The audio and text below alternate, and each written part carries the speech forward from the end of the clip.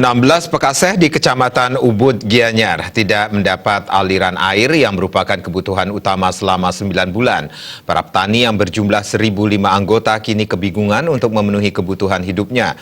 Sebagian dari mereka bahkan beralih pekerjaan menjadi buruh untuk memenuhi kebutuhan keluarga.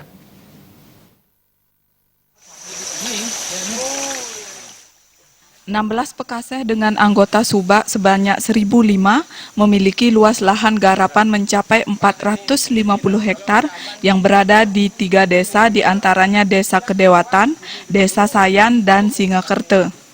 Ke-16 Pekaseh itu tidak mendapat aliran air selama 9 bulan. Pengurus Pekaseh Subak Mandi Dlo Desa Igusti Ngurah Gede menyatakan hal tersebut disebabkan tertimbunnya aliran sungai oleh material dalam rangka pembangunan tempat wisata.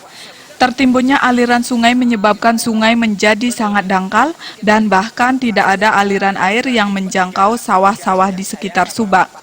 Aliran air bersumber dari Dam Sayan dan merupakan kebutuhan pokok petani itu sehingga benar-benar menghambat aktivitas pertanian.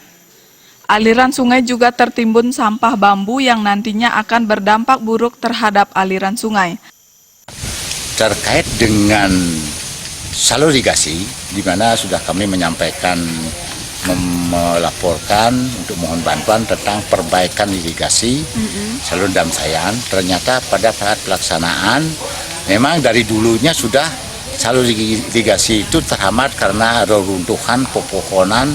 Dan di samping itu penyengkar hotel yang runtuh ke salur irigasi itu berdampak pada tersumbatnya salur irigasi, jadi airnya terbuang ke sungai.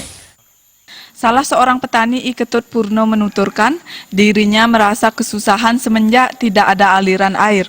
Demi memenuhi kebutuhan sehari-hari, ia merasa kebingungan dan bahkan harus meminta bantuan tetangga.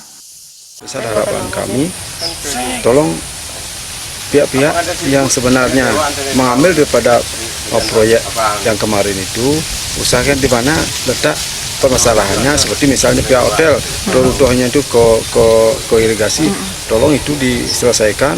Kalau kami sudah mendekati pihak hotel, sampai saat ini belum ada tindak lanjutnya.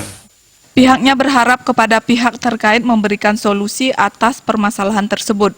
Bertani selain menjadi pekerjaan utama, juga menjadi upaya mengikuti imbauan pemerintah untuk mempertahankan lahan hijau. Desa Aryani dan Gung Krisna, Bali TV.